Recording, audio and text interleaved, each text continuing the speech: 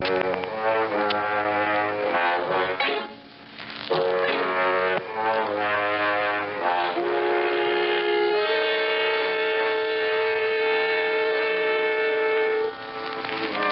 one little man in a small town who makes the startling discovery that he holds the greatest power on earth.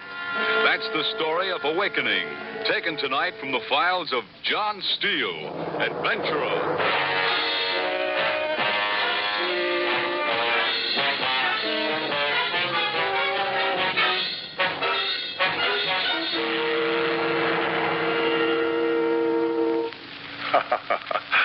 Hello, friends.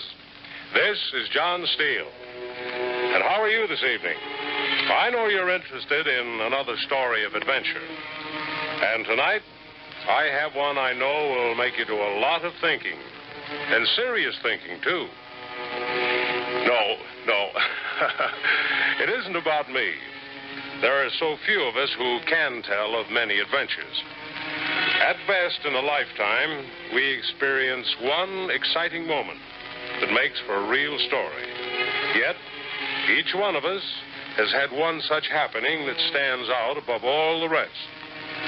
These bits of living are the stories that we bring to you. Tonight's tale concerns a man I met while I was working in a small town in New England. The man is a very usual kind of fellow with a very unusual story. Here he is to tell it. Fred Tompkins. Fred? If you've ever lived in a small town, you'll know how it is in Reedville. Seasons come slow up there. The calendar moves from spring to winter and back to December again before you realize it. Year in, year out. Changes don't happen there. They just kind of move in on us. That's why when my father died, I took over his store.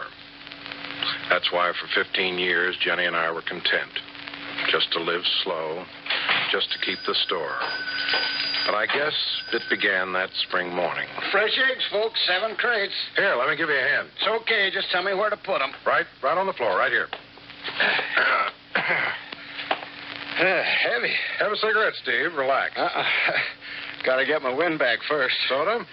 Oh, what do you got around here? Got your favorite sarsaparilla. Sounds good. 1 soda coming up. Want me to fix you something to go with that, Steve? Sandwich, cake? Good Lord, Jenny. I just finished You breakfast. sure? Jenny likes to see everybody happy, and she believes in keeping them like that by stuffing food into them. Now, It's a Fred. good thing I don't come here more often than once a day. The way you treat me, I'd get so fat I wouldn't fit my clothes. How's Susan? Fine.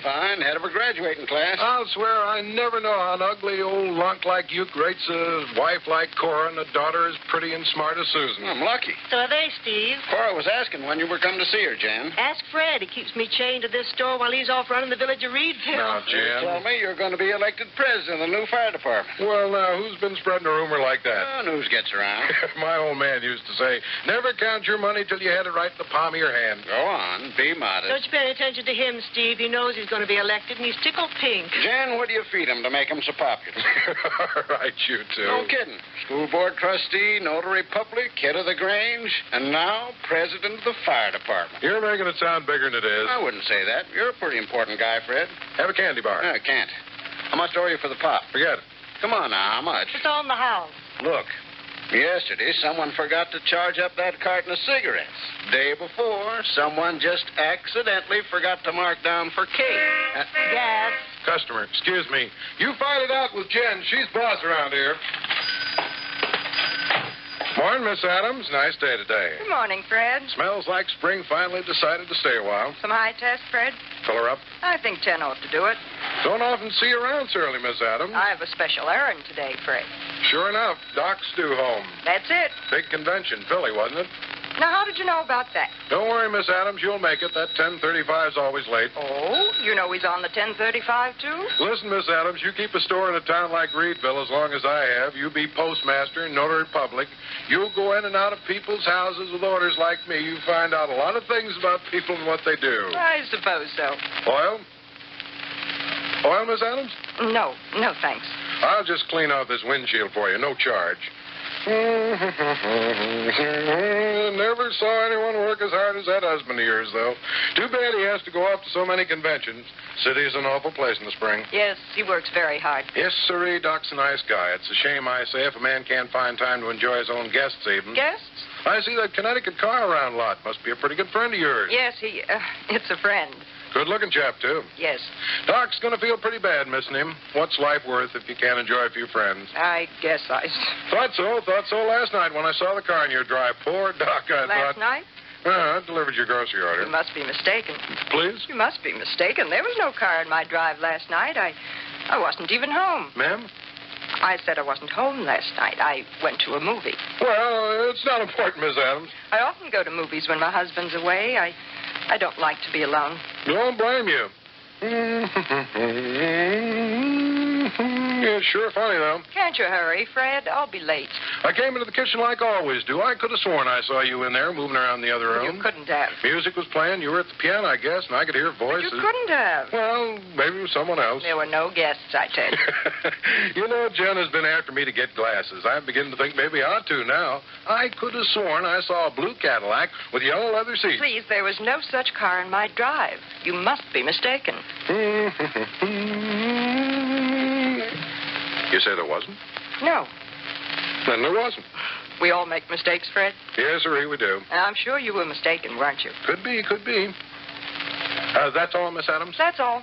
Thanks. Okay. Fred, Ma'am? I'll pay you later. No hurry, Miss Adams. No hurry at all.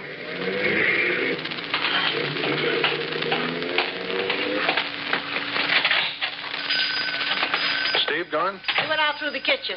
Said to tell you he'd see you at the inaugural dinner for the new fire department president. She sure did. Honey, I wish you wouldn't talk when your back's turned. I said that's a funny way to act. What's funny about it? Steve often goes out through the back. I wasn't talking about Steve. Oh? Laura. What about her? She acted like something was worrying her. A doctor's wife has a lot to put up with, I guess. Jen, Yes? what's today? I mean, what day? Tuesday, of course. I had to go to the bank and... And yesterday was Monday. Naturally. And on Monday, the movie's closed, isn't it? You know that, Fred. Monday's Jim Porter's night off. Then why did she say that? Oh, for goodness sake. What? Mighty strange. Strange.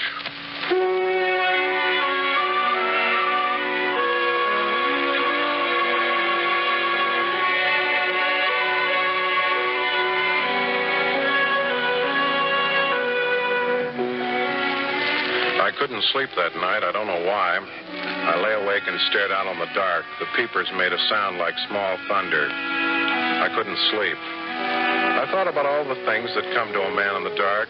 Jenny, the store, things I've never finished doing. Then I thought of the fire department, and it was a good thought. The next day, Laura Adams came into the store to pay her bill. I owe for the gas, too. Will you look it up, please? Certainly, Miss Adams. Got a new French dressing in today. No, thanks. Fresh escarole. I already have some, thank you. Don't often carry it. Thought maybe you might like some more, Miss Adams, in case the company dropping in or anything. The doctor and I entertain very seldom. Best to be prepared, Jen always says. In the country, you have to keep a well-stocked cupboard. Did you find what I owe you? And $63.49 exact. I think this will cover everything. Doc get home okay? Fine. I'll have to see Doc one of these days myself. I didn't know you were sick. Me? No. Just want to chew the fat a while. Doc's an interesting guy to talk to. Yes, he is. Miss Adams, you lost something. Oh, thanks. Well, it was mighty careless of you, Miss Adams. Yes, wasn't it? That kind of money doesn't grow on trees, my old man used to say. It must have fallen out of my purse. You women, you should be more careful. These days, a penny comes hard. Man can't even get his tooth filled for $100. I suppose you're right. Takes money, a lot of money to keep bought and sold together these days. Yes, sir. Yes, sir. Yes. Prices shooting sky high. Well, goodbye. Goodbye, Mr. Tompkins. Say hello to Doc. Professor Elwell wants to borrow your wrench. Something happened to his car again. Sure. John Steele called. Said to tell you the fire department election's probably on Monday. You'll get a notice. Hope I can make it. As if you wouldn't. You know right well there's no other man in town who can do the job as well as you. Yeah, well, that's right. Nobody as smart, as energetic, as responsible. I knew it. I just knew it. You haven't heard a word I said, Fred Tompkins. Not a word. I'm sorry, Jen. I was thinking. You don't have to do it when I'm talking to you. Oh, my goodness. Jen, how long the Adamses lived in town? 8 or 10 years? About? Why? Just thinking. They keep pretty much to themselves. Some people like to be alone. Some people might have reason to. What'd you say? Strike you as anything odd about his wife? She's prettier than most women around, that's all. Beautiful women always stand out. Left alone a lot, too. I feel sorry for the poor little thing sometimes. With her money, you feel sorry for her? Money isn't everything. Sure it is, Jen. It's power. If we had Laura's money, if we had any money, we wouldn't have to work 7 days a week, sweating to make ends meet. If I could...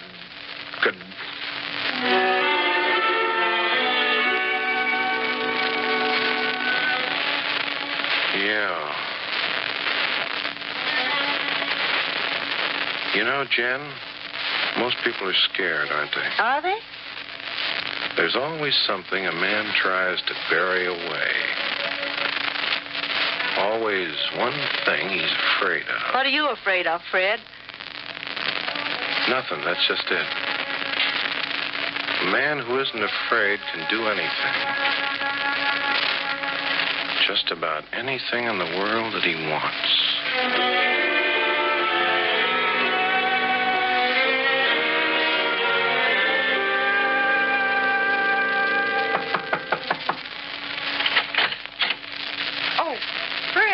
Morning, Miss Adams. Did I order any groceries today?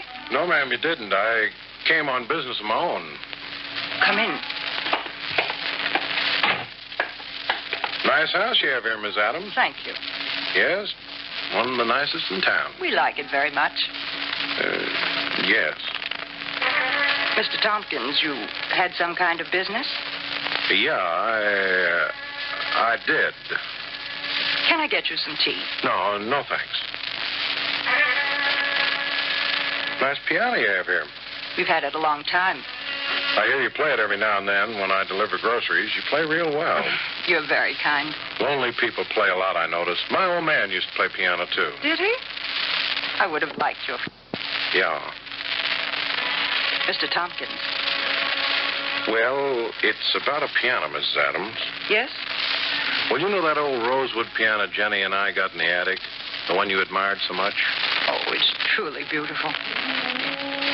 I'm glad to hear you say that, Mrs. Adams, because I'm going to give you that piano. No. Yes, I am. There isn't another person in this whole town I'd rather give that old piano to except yourself. Knowing how you love music, Miss Adams, and how alone you are all the time, it's just what you need. You're very generous, Fred. But I have a piano. It's a wonderful instrument, Miss Adams. 2 pianos. I can only play one at a time, you know. Believe me, you can't afford not to buy this one, Mrs. Adams. Buy? I guess I didn't put it very clear. I see. I guess... Well, it looks like we're wasting time. No. Ma'am? My husband. What would he say? Well, now, I'm sure Doc would want you to be happy, Mrs. Adams. Music is such a harmless pastime, isn't it? When you consider what some lonely women do when their husbands work. If I didn't have a piano, it would be... You don't have an old rosewood. How much? $4,000. You're joking. It's ridiculous. I took up enough of your time, Mrs. Adams. No, wait. I'll have to think it over. Sure. Sure, you do that, Mrs. Adams. Think it over.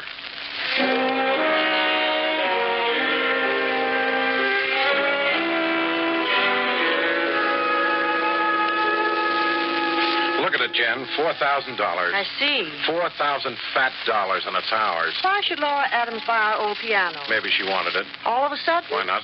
It's been up in our attic for years. Why didn't you buy it before? Maybe one of those city visitors of hers told her it was valuable. Nonsense. Laura's no fool. It is a good piano. No hunk of wood is worth that much. That's a fine thing. The minute I try to do something to get ahead a little, you have to pick it apart. Customer. All right. Coming. Morning, Fred. Jenny around? She's out back. Dropped in to see if any of the flowers came in yet. Cora's been kind of looking forward to spring flowers. I think Jen saved a box for her. Jen? Yes? Got Cora's flowers? I'll get them. Hello, Steve. Jen? How is Cora? Fine, fine. Shame a woman who loves flowers as much as Cora should only see them from a wheelchair. I don't know, Fred. The way I figure it, my wife and I have a lot. The farm, my work, Susan. Do you know Susan was voted the prettiest girl in the whole high school? No. Well, doggone, she should be. Mark me down some pop, will you? Help yourself. Think the world of Susan, don't you? Whole world. You have every reason to. Not every guy has a daughter as bright and pretty as Susan. That kid certainly makes herself a raft of friends. Well, Cora and I are giving her a little vacation when school's out. Kind of a graduation gift. Well, now. For long? Well, just about as long as she likes, I guess. A lot of people will miss her. Including her old man. Susan has a lot of friends. Hey, what kind of fancy stuff is this? Peppermint. They make it in all colors now. Oh, mark me down a box. Cora might like some. Or Susan. Well, Cora and I do spoil a youngster a bit. No, you don't. Of course, Cora's being an invalid so long, it kind of makes it hard on you, I guess, Steve. No matter how close you are to Susan, there are some things a kid like that has to tell another woman. What things? Oh, it's not important. Well, it's important if you mention it, Fred. New kind of bread came in this week. Vienna loaf. What things? Cora might like some. What things, Fred? Kids are all a little wild these days, I guess. What are you aiming at? What do you mean? Nothing. Skip it, Steve. Like I said, all of us will miss Susan. I know a particular party who'll miss her especially bad. For instance? That Rice boy. What about the Rice boy? Nice kid, I guess. I didn't mean that. Huh? What about him and Susan? Now, look, Steve. What about him and Susan, Fred? You're a father, Steve. You know better than anyone. I don't think I'll wait for the flowers. Cora will be disappointed. Tell Jen I'll pick them up later. Steve, listen. Hey, Steve.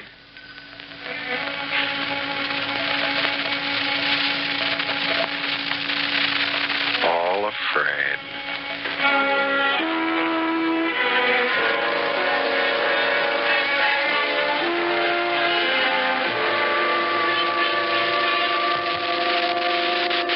Anybody call about the election meeting? Not yet. Steve's secretary. I know he is. Oh, for goodness sake, I was only going to suggest you call him. He'll call me. He wouldn't dare not to. Fred, I'm worried. Now what? We're $300 behind this week. The store's losing money. Is that all? Forget it, Jen. We have money, a lot of money. Not if we don't earn it. That was my mistake, too. All along, I worked too hard. I should have used my head. Laura Adams canceled her account. What? I don't like it. Oh, well, we can get along without the Adamses. She's not the only one. The Harrises and the Brewsters and the Landauers. Laura Adams was her best customer. I don't like it, Steve. I don't like it at all. Hi, Professor. My goodness. Spring is certainly a messy season. Yeah. Those roads back to New School are literally a sea of mud. Took me literally an hour to drive back. One of these days, that old buggy of yours is going to get bogged down good, Professor. It's a sturdy car. Had it 20 years. All afraid. Beg pardon? Nothing. Hey, you should try conscientiously not to mutter, Frederick. Forgive me. I keep remembering you as a small boy who sat in my English class, blushing and stammering. Hey, you know, Frederick, my first accomplishment as an instructor was helping you to overcome that handicap. Thanks, Professor. Those were the days, Frederick. Oh, yes. Yes, indeed. You've prospered. What's that? I see you did well for yourself. District school supervisor's quite an important person around here. Well, fate's been good to me, Frederick. Yes, indeed. Hear anything about the fire department elections? Not a word. How's your sister these days, Professor? Cynthia. Cynthia? Splendid, splendid. Glad to hear it. Yes, indeed, she's fine, fine. How nice of you to remember, too. Been almost 12 years since Cynthia left Reedville. My, tempest does future. World's an awful small place, Professor. Yes, indeed, I always said... Not long ago, I ran into a friend who knows Cynthia. How... Oh, yes? Yeah.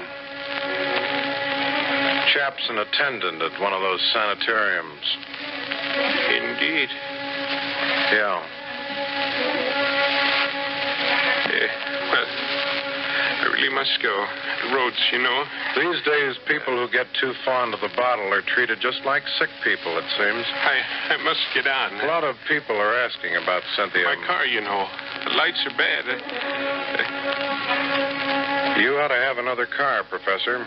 One of these days, that old crate won't get you home. New models are so expensive. Not a new one. Something like my car, for instance. I'd like to see you have a car like that, Professor. Oh, yes, indeed. It's a handsome car, Frederick. A very handsome car. I'd sell it to you. Oh, my, no. Reasonable? I couldn't. Think about it, Professor.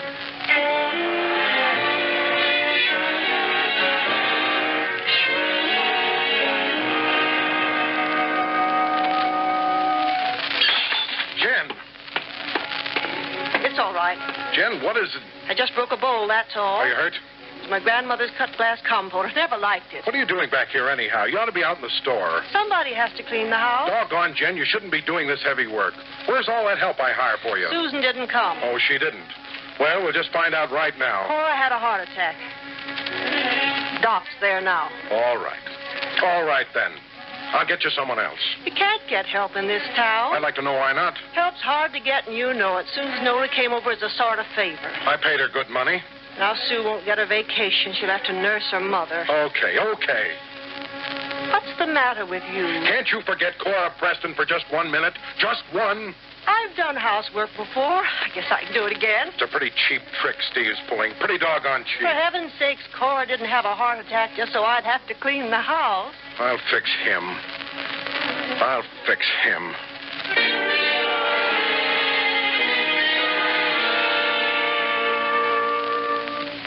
The soda man came. I ordered sarsaparilla. That's good. Why don't you go out for a walk or something? I don't feel like it. I'll take care of the customers. What customers? 2 people came in yesterday, Sam Jones and Ruggles Cribb. Deadbeats. Fred, Yeah? I went to the bank yesterday. You always go on Mondays. This is Tuesday, the 18th. We have a lot of money in the account, Fred. I told you we did. The store's losing money. For Lord's sake, Dan, don't try to tie this store around my neck forever. I have other projects I work on. Piano in the car didn't bring that much. I tell you, I have other projects. Quit trying to run my life, will you?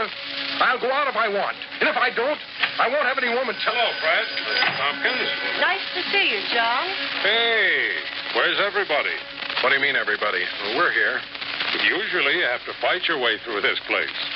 Kind of quiet lately. Spring planting, I guess. Just past Professor Elwell down the road. You know, I just can't get used to the idea of the professor's new car. Used to be kind of a landmark, you might say. The old boy putting along in his Something ancient for you, yellow- John?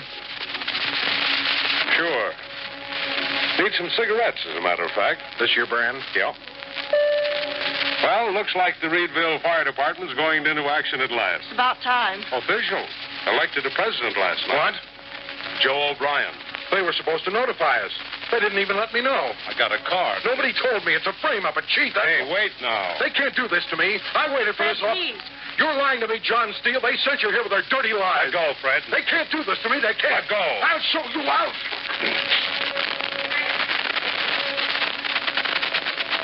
Sorry, Fred. Yeah. Goodbye. They can't do this to me, Jen. That office was mine. It was all set. Forget it. They're yellow, every single one of them. Fred, nothing's that important. It is to me, and they know it. They're yellow, and they're playing all their dirty tricks to pay me back. Pay back what? Nothing. Well, what? Leave me alone. I only asked a simple question, Fred. Quit trying to poke into my business. Why don't you lock the store and go to bed? It's after hours. You could use some rest. The store stays open. You kept telling me you don't care one way or the other about the store, and now... It stays open. All right. They think they can threaten me. I'll show them they can't. Oh, stop this crazy talk. You're lost. Forget it. It's Steve. He engineered the whole thing, and the doc. Fred. If he wants his money back, he can think again. What money? Leave me alone. What money, Fred? Leave me alone! Shout at me, Fred Tompkins. Then quit running my life. I won't have you talking to me like this. No? No, I won't. I'll talk how I please, Not Jen. to me. You're just like the others. That's enough. Shut up, will you? Jen? Okay, then. you going? Get out of the way. Put down that gun. I'm in no mood to argue, Jen. Put down the gun. I'll show the lousy little... Fred. Quit it. Fred, listen. Jenny, I warn you. Put it... Jen! Jen!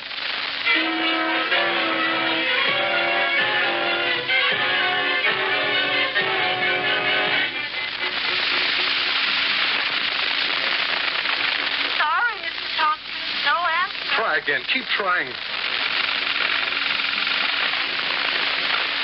Hello? Mrs. Tompkins, Mrs. Adams. Fred Tompkins. Mrs. Adams. Mrs. Adams. Did you get your number? Ring again. Hurry. Yes, sir. Yes? Listen, Mrs. Adams. Where's Doc? Doctor's out on a call. Where can I reach him? Can't you... I'm afraid I don't know, Mr. Tompkins. You don't understand. This is urgent. It's a matter of what... Listen. Oh. Number, please. Get me Preston's. Mrs. Preston is sick, sir. They asked me not to ring after 9 o'clock. Steve's my friend. Well... Hurry. Hello? Steve, this is Fred. Steve, I need help. I need help right away. Sorry. It's not for me. It's... Goodbye. Steve, listen. It's Jenny.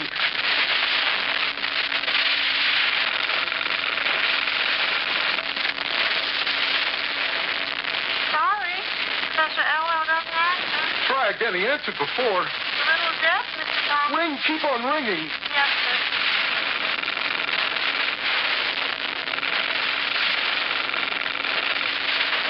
Sorry. Oh, I'll keep trying to find the doctor for it's you. my wife. I can't leave her. Yes. Try everywhere. Yes. Wait. John Steele. Yes. Ring him. Hurry.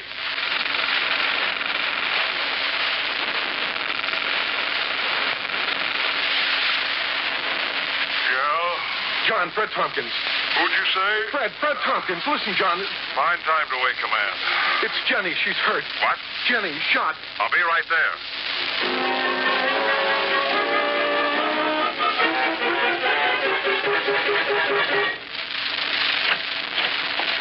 Jenny? Take it easy, How is she? Fred. We've done all we can. She's got to get well, Doc. You've got to make her. You've Be got... patient. Don't you understand? If Jenny dies, there's nothing. Nothing. She's all I got. All Take it easy. I'll do anything. I'll give you anything. I never meant to harm you, Doc. I know everyone in town hates me. That's not true. But I never meant you harm, no matter what your wife says. If my wife and John Steele hadn't driven all over this country looking for me, there wouldn't be any question even of our waiting now. Laura? Yes.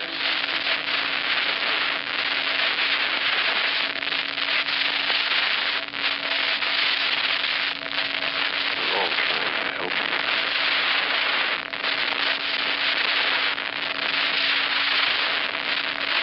Yeah. Yeah, you are. Let's go, Tompkins. What? Just a minute, Sheriff. I got to get him booked. All right. Fred, don't worry. They all know you didn't shoot Jen deliberately. No. No. We'll get Mac on the case. He's a good lawyer. I'll do all I can for Jen. Don't be afraid.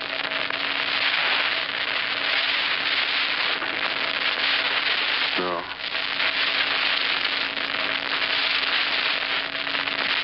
Oh, Fred.